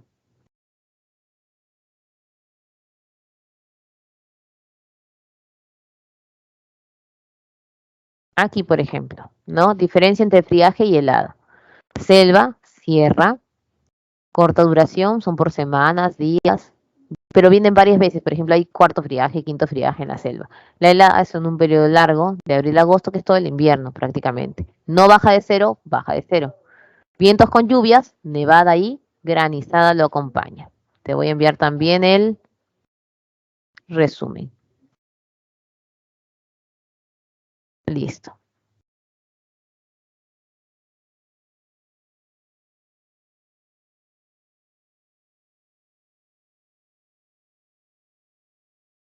Inundación y sequía. Es lo contrario.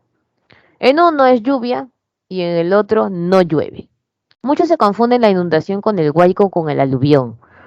La inundación solamente es la lluvia que desborda el agua de los ríos, nada más. No hay lodo, no hay caída de montaña, nada. Solamente se inunda y sale el agua, listo. La inundación va de la mano con la sequía. ¿Por qué? Cuando estamos con el fenómeno del Niño en la costa norte, la sierra tiene sequía. Y cuando estamos con la Niña en la costa es la que tiene sequía. Entonces se va movilizando. Esto también va de la mano con Asia. Asia tiene sequía, América tiene lluvia. América tiene sequía, Asia tiene lluvia. ¿Ves? Se invierte ahí el proceso.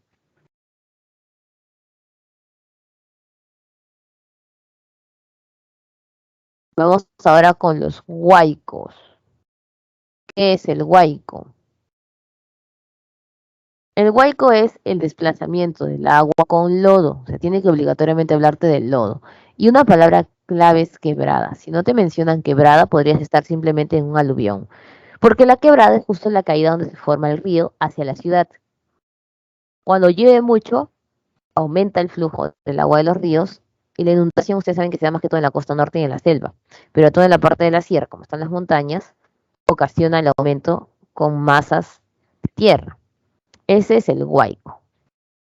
Hay una diferencia entre huaico, aluvión y alud, por ejemplo. El huaico cae por la quebrada con lodo. El aluvión es solamente el agua que se desplaza por la montaña antes de formar, o sea, aquí, antes de formar el huaico en sí. Y avalancha es sin agua. Avalancha no tiene agua, son solamente piedras, rocas, es avalancha. Esta avalancha, si es de nieve, se llama alud, ¿correcto? Tiene el niño y la niña. El niño se conoce como fenómeno de oscilación del sur, fenómeno del niño por la corriente del niño, y le pusieron niño porque apareció en diciembre, ¿no? Siempre aparece en esta temporada de verano para nosotros. ¿Qué es el niño? Una corriente que viene desde Asia con mucho calor, agua caliente, y desplaza la corriente peruana llegando a cubrir toda la parte de la costa. Este niño sube y ¿qué va a ocasionar? Mayor cantidad de lluvias, los vientos alisios se debilitan, ya no son tan fríos, ya no salen con frío, esperan allí, ¿no?, su tiempo, llueve bastante en la costa norte y se ve afectada la flora y fauna de la zona. ¿Cómo es eso, profesora? Cuando llueve mucho, no hay limón, no hay mucho maíz, no hay algodón, pero sí hay bastante arroz porque el arroz crece húmedo. En el mar, la anchoveta y la sardina, que son los peces que más abundan en la costa centro-sur gracias al afloramiento, que es el fitoplancton, ellos no les gusta el agua caliente, así que se van para la zona del anticiclón en Chile, mientras que a nosotros nos llegan nuevos pececitos como el barrilete, el perico, pero que no son tan comerciales. ¿Y qué es la niña? La niña es el viento alisio que estaba abajo esperando salir, enfriándose ahí, no puedo salir, no puedo salir. Cuando el niño se va, la niña sale, ¿no? Perdón, la niña sale, o sea, aflora, sale la niña. ¿Y qué hace? Lo contrario al niño. Si el niño ocasionaba que los peces se vayan, la niña los regresa. Si el niño ocasionaba que no hayan cultivos diversos, la niña regresa al cultivo. Pero lo malo es que hace mucho frío. Nosotros estamos pasando una fase de niña después del niño, entonces tenemos mucho frío este invierno. Y ya saben, pues, el niño ocasiona lluvias y sequía para la sierra y la niña sequía para la costa, pero lluvias para la sierra. El niño también va a ocasionar enfermedades, como los derivados de los mosquitos, chikungunya, ¿no?, el dengue, por la cantidad de agua que se empoza y por los huaicos que también vienen en toda esa temporada. Varios roedores también salen de los desagües porque los desagües se han llenado de agua. Mientras que la niña lo que hace es bajar la temperatura para la costa, pero hacer que llueva más y exista más calorcito en la sierra y la selva. Vuelve casi todo a lo normal, aunque un poquito más frío. Y listo, chicos. Terminamos. ¿Está fácil o está difícil? ¿Qué opinan ustedes? ¿Fácil o difícil? ¿Fácil o no? Más o menos. Más o menos. ¿Cuál es la parte que les hace difícil? Los factores, me imagino. Revisen los exámenes de admisión Sí. de este fin de semana y se van a dar cuenta que han preguntado bastante los factores de la costa, ¿no? ¿Quiénes actúan en la costa? Y respondían, pues, corrientes marinas, anticiclón del Pacífico Sur, o quiénes afectan la costa central. Esto de clima preguntan mucho. Y en la mayoría de exámenes vino esto de los de la helada, friaje, inundación. En uno era unir, ¿se acuerdan? Y en otro examen ha venido para marcar cuál era la alternativa correcta. Por eso que clima es una pregunta principal para examen de admisión. Listo, nos vamos con nuestras preguntitas entonces del tema de hoy.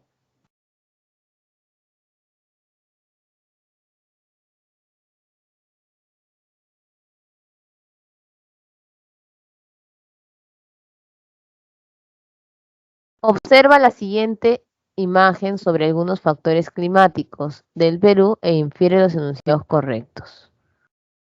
La costa centro-sur se encuentra bajo la influencia del ascenso de aguas frías, ¿verdadero o falso? Y acá decimos afloramiento. No vienes de acá, mira. Sube, sube, sube, sube. Agua fría, verdadero. Las nubes estratos y las lloviznas costeras en Tumbes favorecen la aparición de las lomas. Las nubes estratos están aquí. Y las lomas ¿Verdadero? están aquí. ¿Seguro? Mira, lee. Las nubes estratos y lloviznas costeras en Tumbes. Ah, falso, falso. Falso, correcto. Porque si bien todo está enunciado, el lugar está mal. Falso, porque es costa centro-sur. La confluencia de las corrientes marinas beneficia la homogeneidad del clima costero. O sea, todo el clima de la costa tiene la misma característica. Falso. Falso. Correcto, porque siempre decimos costa centro-sur es diferente a la costa norte. La presencia de la corriente del Niño favorece la presencia de lluvias en Tumbes. Acá está la lluvia, por supuesto, ¿no? Llueve más. D de dedo. D de La dedo. D. Ujú. Un grupo de turistas coreanos decidieron viajar por diferentes lugares del Perú. Luego de visitar algunos lugares de la ciudad de Lima, 161 metros sobre el nivel del mar, por eso les decía que es importante memorizarse los numeritos, ¿no? Continuaron su itinerario turístico en el centro histórico del Cusco a 3.399 metros sobre el nivel del mar y la ciudad de la Inca de Machu Picchu a 2.430 metros sobre el nivel del mar. ¿Qué tipos de clima se pueden identificar en los lugares? A ver, Lima, no necesitas allí tener la medida porque estás hablando de la capital y la capital es costa centro-sur. Cálido ¿Y te seco. acuerdas? Cálido, semicálido muy seco, correcto. Dile, semicálido muy seco. Semicálido, porque cálido, ¿cuánto sería? La costa norte. Cuando está solito, costa norte. Cuando dices semicálido muy seco, sería en este caso Lima. Ojo, la C está mal de por sí. ¿Sabes por qué? Porque no existe el cálido seco. ¿Cómo se dice cálido? Muy seco. Ya. Puede ser la D, pero también puede ser la A. Porque te acuerdas que sinónimo de cálido muy seco era árido subtropical. Porque árido tropical era costa norte. Entonces puede ser la A o la D. Árido subtropical y semicálido muy seco es lo mismo.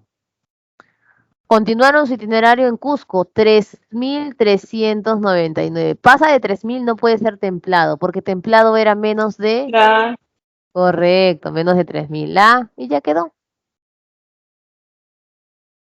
Quedó excelente. ¿Y por qué semicálido muy húmedo? Porque estamos hablando de 2.000.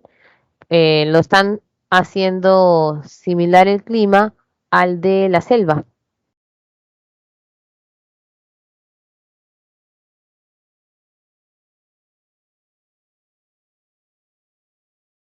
En nuestro país ocurren eventos climáticos como heladas, friajes, nevadas, granizadas en diferentes regiones. Determina el valor de verdad de los siguientes enunciados relacionados con estos eventos. Las nevadas ocurren en zonas altoandinas sobre los 3.800. ¿Verdadero o falso? Verdadero. Las nevadas y las heladas pasan de 3.000, ¿se acuerdan? 3.500. Y usualmente las zonas más elevadas son las altoandinas, o las surandinas también le dicen. Las heladas impactan en la agricultura y la seguridad alimentaria, por supuesto. Lo verdadero. principal que aumentan en la comida, muy bien. ¿El friaje se origina en los meses de verano? Falso. Falso. ¿Cuándo se da? En invierno, ¿no? El friaje y la helada están en invierno, con los vientos que vienen de la Antártida. Las granizadas son los eventos menos frecuentes en la región andina. Falso. Las Falso. granizadas continuamente con la helada en las partes más elevadas. Muy bien, letra D de dedo. El Perú presenta una gran vulnerabilidad ante las variaciones atmosféricas drásticas, como los episodios extremos de lluvia y las altas temperaturas asociadas al fenómeno del Niño. Sin embargo, los expertos señalan que el impacto de este fenómeno puede ser negativo o positivo. Identifique los enunciados correctos sobre las consecuencias de este fenómeno en el país. El incremento de la lluvia y temperatura del aire favorece el desarrollo del cultivo de arroz en la costa norte. Están hablando del niño, no del niño. Aumenta la lluvia y la temperatura, el desarrollo del cultivo, por supuesto. Recuerden que el arroz es el único que crece con bastante agüita, verdadero. Debido a las altas temperaturas y escasez de lluvias en la selva sur, algunas ocasiones pueden producirse incendios forestales, por supuesto. Recuerda que con la niña llueve en sierra y selva, pero con el niño solamente llueve en la costa norte y nada más. No llueve ni en sierra ni en selva. Por eso pueden haber hasta incendios. Las lluvias intensas en el norte favorecen la regeneración natural de los bosques secos, por supuesto, ¿no? Los bosques secos al tener un montón de agua comienzan a florecer. Los cardúmenes de anchoveta migran hacia el norte buscando aguas cálidas. Falso. ¿Por qué? Porque la anchoveta y la sardina no le gusta el agua caliente, solo le gusta el agua fría. Por eso se van hacia Chile. Letra B de bonito. B. Muy bien. Da, D y B.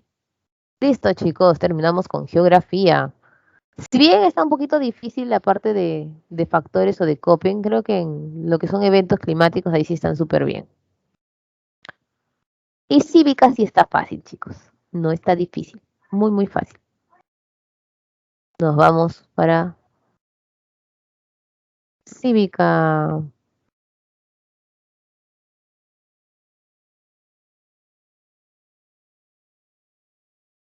Convivencia democrática, parte 2. ¿No? Cultura de paz.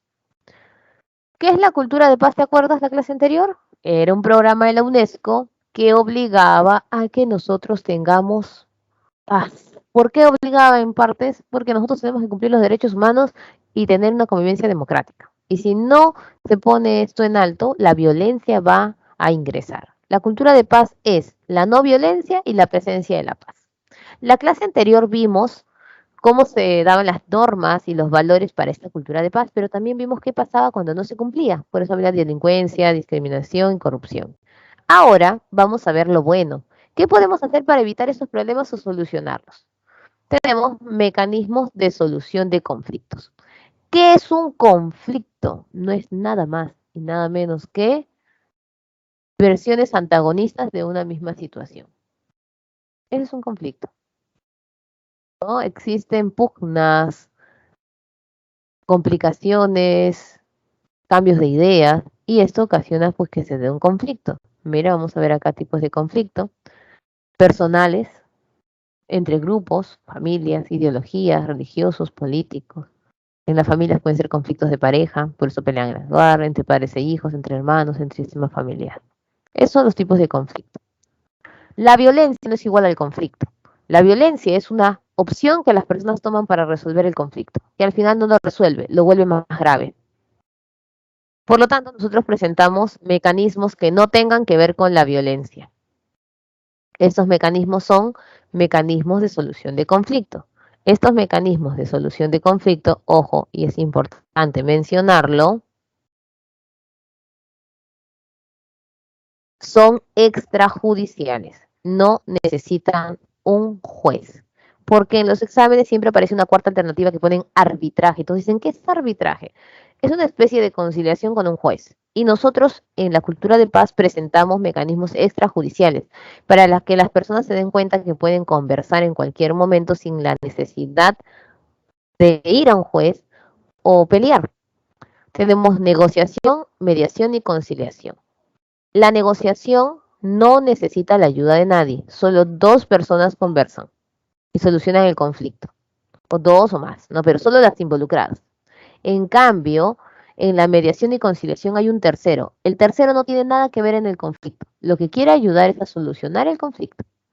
El mediador puede ser, por ejemplo, un profesional, un religioso, como acá vemos en la foto. Este mediador no te da soluciones, solo te da consejos o sugerencias. En la conciliación sí hay alternativas de solución y la presenta un especialista de un centro de conciliación. Eso tiene que quedar muy claro. Si no hay terceros, negociación. Si hay un tercero, tienes que saber qué hizo el tercero, si ayudó con consejos o si dio soluciones. La negociación. Aquí conversan las personas involucradas. Puede ser, como vemos en la foto, unos comuneros apurimeños con una empresa. Lo clásico, ¿no? Las empresas mineras con los comuneros. Pueden ser los comuneros con el alcalde, puede ser con el gobierno regional, puede ser también allí una pareja de esposos que pelean siempre, pueden ser una pelea de hermanos, etcétera. ¿Qué tenemos que hacer para negociar? Hablar lo que nos molesta, escucharnos porque si no, no solucionamos el problema. Alguno de los dos tiene que ceder. Ojo, no significa que el que cede se ve afectado, sino que es más tolerante. Y luego buscan un acuerdo en común que beneficie a los dos, si no, no es negocio. Si solo una parte sale beneficiada, ya no es negociación. Los dos tienen que ser beneficiados. ¿Qué pasa si recurro a la negociación y no funciona? Tengo que buscar un mediador. Un mediador es una tercera persona que me va a ayudar. Él no tiene que estar relacionado con ninguna parte, porque si no, esto sería no sería imparcial, sería parcial. Solamente aconseja y sugiere, no da soluciones. Eso tiene que quedar muy claro. No propone fórmulas de solución. Ejemplo, mira, instalan mesa de diálogo para atender demandas de Coporaque. Siempre cuando hay mesas de diálogo son mediadores. Pueden ser ministros, pueden ser gobiernos regionales que dicen hay que conversar todos juntos, ¿no? Y conversan ahí está. Igualito, ¿no? La empresa minera con los comuneros. Es casi común este problema en la Sierra Sur. Y en el caso de los esposos pueden ir a un psicólogo, pueden ir a un sacerdote de la zona para que los ayude, por ejemplo. Conciliación es cuando ya no se puede resolver el asunto por mediación. Esto usualmente pasa con empresas y personas o en grupos familiares.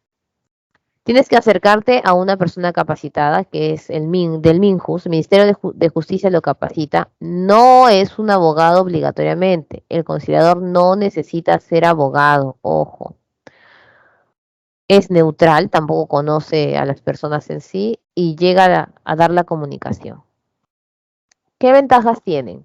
Las partes deciden la solución conversando y con ayuda, con consejo, porque el especialista les da alternativas que ellos creían que no existían. Mira, este es un afiche que siempre aparece en los centros de conciliación.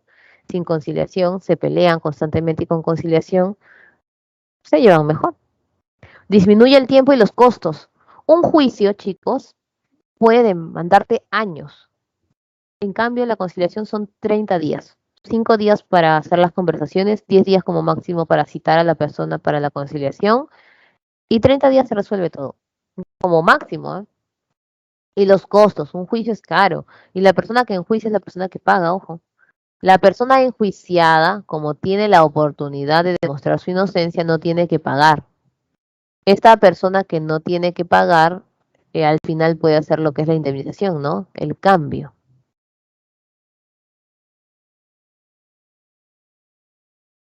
Bien. En este caso, también tenemos el precio. El precio es menor en un centro de conciliación porque existen centros de conciliación gratuitos, que es Alegra, ¿no? Los del Estado. También hay privados, pero no son tan caros. Los encontramos muy cerca de los ministerios públicos y poderes judiciales. Perdón. Adelante. Ahora sí. Evita procesos judiciales, es confidencial y firmamos un acta. Si no se cumple el acta, o sea, vas preso, no. El acta de la conciliación no tiene carácter judicial, en el sentido que te va a encarcelar o te va a poner alguna sentencia. Ayuda. ¿Y qué pasa si no cumplen el acta? El acta la llevas al juicio que vayas a tener posterior a ello. Y esto mejora la solución, ¿no? Por ejemplo, si es pensión de alimentos, el juez ya no tiene que volver a sacar cálculos, solo utiliza lo que hayan conversado. No requiere un abogado. Ni el conciliador tiene que ser abogado, ni necesitas ir con un abogado. ¿Qué puedes conciliar? Puedes conciliar faltas, no puedes conciliar delitos. Puedes conciliar desalojos, deudas, indemnizaciones, pago de arrendamientos. ¿Por qué? Porque sabes que no hay prisión por deudas. Ir a un juicio no tendría mucho sentido. Vas y le dices a la persona que te debe cuánto te piensa pagar y forma pues un acta de compromiso de pago. Y ahora ya está posible, gracias a la ley del desalojo, entonces le das un acta de que en 15 días lo desalojas si no pagas la cuenta que tiene. Otorgamiento de escritura para traspaso de casas, de cosas, ¿no? Más sencillo que incluso el tema notarial. División o partición de bienes cuando la persona está con vida, porque si está la persona como ya falleció no se puede, porque no hay sucesión intestada para el tema de materia conciliable. salvo incluso que las personas no supongan, ¿no? Que eso es también importante. Modificar contratos, las empresas pueden ir aquí a conversar contigo antes de hacer todo un tema judicial, problemas de vecinos, y el tema de niños es muy importante llevarlos a conciliación. Por ejemplo, régimen de visitas, deciden cuándo van los padres, ya no están en proceso con los juicios. La tenencia de hijos, no le tienes que preguntar si es más de 8 años y en un juicio le preguntan al niño si con quién se quiere quedar, y es feo esa situación. En cambio aquí ya no es necesario, solamente lo conversan los padres de manera interna. Y en la pensión de alimentos también, porque puedes incluso, yo conozco una persona que en su acta de conciliación tiene un porcentaje, no 30% del sueldo, y abajo coloca, no incluye regalos de Navidad, especifica un montón de cosas, y así es válida el acta. En un juicio no sería válido ello. Además que la persona decide también cuánto te puede dar conjuntamente y no solo suman cuánto tiene. No se puede conciliar delitos porque imagínate, no vas a conciliar con un violador, con un asaltante, no vas a conciliar con una persona que pega, vas a decirle no, señor ladrón, vamos a conciliar. ¿Qué tal si me devuelve mi chip, por favor, y se queda con el celular? Sí, lógico, eso tiene pena judicial. ¿Dónde puedes conciliar? Acá están los gratuitos que te dije, Alegra, centros privados. Y actas de conciliación es el documento. No tiene valor judicial, pero apoya mucho. Y, ¿no? Por último, chicos, me estaba olvidando, no puedes conciliar si no conoces la dirección de la persona, ojo, si no conoces su dirección o vive en el extranjero, no se puede conciliar. Violencia y conflicto interno, esta es la época del terrorismo, ¿no? Ustedes saben que durante esta época, tanto el MRTA como Sendero Luminoso ocasionaron pues actos de violencia por todo el lugar del país, especialmente en la zona de comunidades campesinas y nativas y en la capital. Estos dejaron diferentes tipos de violencia. Violencia hacia mujeres, violencia hacia los grupos o discriminación de grupos indígenas, nativos, campesinos, también la violencia económica, la marginación. Todos estos problemas, si no se solucionan, podrían desencadenar nuevamente esa situación. Como nosotros no estamos en historia ven más que todo datos, nombres, nosotros nos pasamos a esta parte que es básica e importante.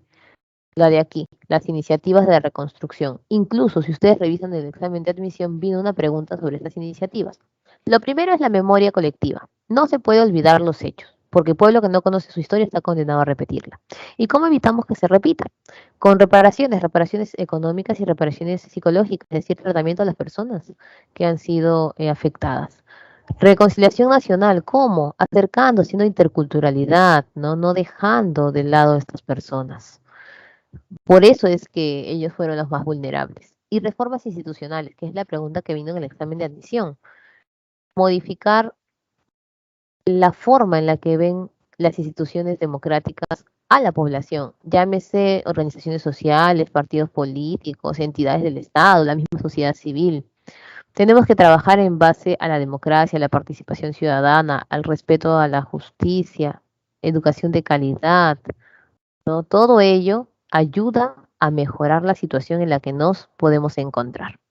Y listo, chicos, vamos con nuestras preguntas.